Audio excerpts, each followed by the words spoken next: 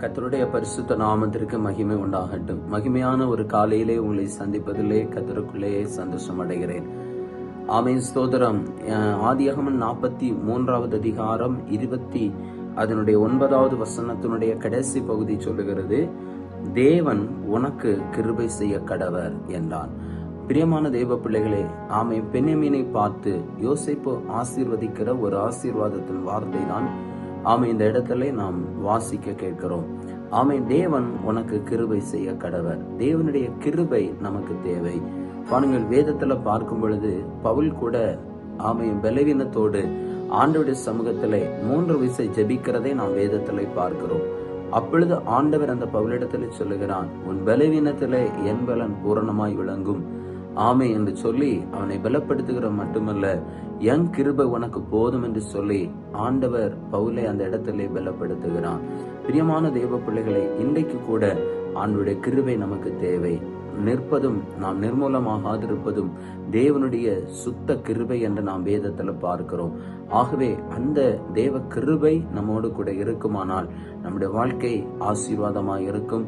ஆமே, நம்முடைய ஒவ்வொரு காரியங்களிலும் தேவ பிரசன்னத்தை நாம் அனுபவிக்க முடியும். ஆகவே அந்த கிருபை ஆமே நாம் வாஞ்சிக்கிறவர்களாய் இருக்க வேண்டும். தேவனுடைய கிருபையை நாம் இழந்து போக கூடாது. வேதத்துல பார்க்கும் நோவாவுக்கோ கர்த்தருடைய கண்களில் கிருபை கிடைத்தது என்று நாம் வேதத்துல பார்க்கிறோம். அந்த கிருபை தான் ஆமே ஸ்தோத்திர தேசத்திலே பெரிய அழிவு வந்த போதும் கூட அந்த நோவாவின் மேல் கர்த்தருடைய கிருபை இருந்ததுனால அந்த அழிவுக்கு அவன் விலக்கி பாதுகாக்கப்பட்டதை நாம் வேதத்திலே அறிகிறோம். ஆகவே இன்றைக்கும் அந்த கிருபை உங்கள் ஒவ்வொருவரையும் சூழ்ந்து கொள்ளும். மலைகள் விலகினாலும் பர்வதங்கள் நிலை பெய்ந்தாலும் அவனுடைய கிருபை நிச்சயமாய் உங்களை விட்டு விலகாது. ஆமை, அந்த கிருபையை நாம் ஒவ்வொரு நாளும் வாஞ்சிப்போம். தாவீது சொல்கிறது போல காலையிலே அவர் தமது கிருபையை நம் மத்தியிலே விளங்க பண்ணுகிறார்.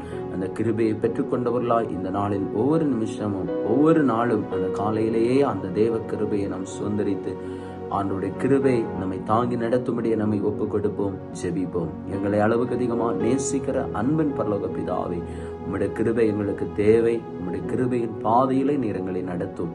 ஆண்டவரே, என் கிருபை உனக்கு போதும் என்று சொல்லி பலப்படுத்தினவரே, அப்பா உம்முடைய கிருபையை நாங்கள் வாஞ்சிக்கிறோம். ஏசப்பா, உம்முடைய கிருபையின் ஆமை எங்களை ஒவ்வொரு நாளும் தாங்கட்டும் ஐயா.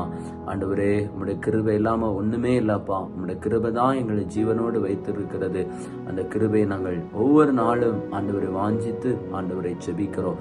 இந்த நாளிலும் உம்முடைய கிருபையை விளங்க பண்ணும். ஆசீர்வதிங்க, ஒவ்வொருவரையும் சமாதானத்தோடு நடத்தும்.